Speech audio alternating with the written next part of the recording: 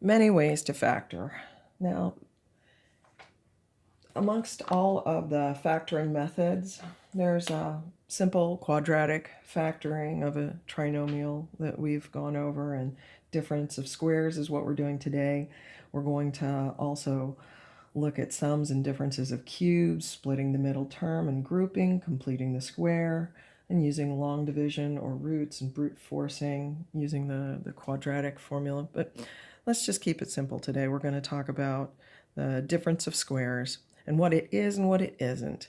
So when we have a difference of squares, this is the standard formula for difference of squares. Now I'm going to use an example. This is a square, and this is a difference, and there's a square. So we understand that if this needs to be negative, that one needs to be negative and the other needs to be positive. So here's an example, 36x squared minus 144.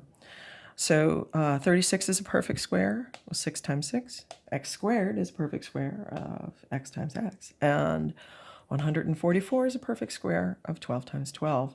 So we take each one of those factors and we lay them out. It ends up being 6x and 12.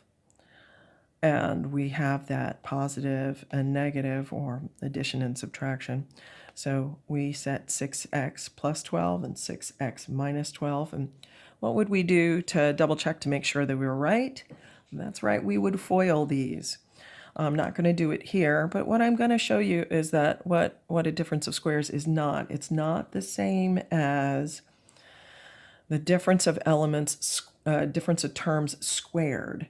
Difference of terms squared has a middle term. So since it has that middle term, it's going to end up as a trinomial, not some simple looking difference of squares. But there are some aspects that are similar, and I just don't want you to confuse the two. So here's an example of a difference of terms squared. And we're going to do it in the other direction. So we're going to look at factoring in terms of factoring something. How are we going to factor this? So we look at this and we say, oh, 16 is a perfect square of 4 times 4. And then we look at the constant and we say, well, that's also a perfect square of 9 times 9. But I have this middle term. What am I going to do? So when I look at that middle term, I'm going to see what I would lay down first are the 4 and the x for this term and the 9.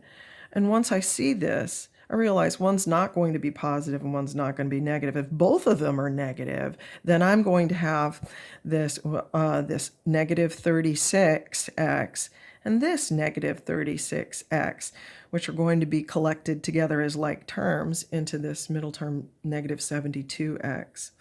And so I realize, oh, this is 2 terms squared. And you shouldn't leave it like this notation-wise. We should collect them together. And this is the final result. The 2 terms, the difference of these 2 terms then squared. Okay?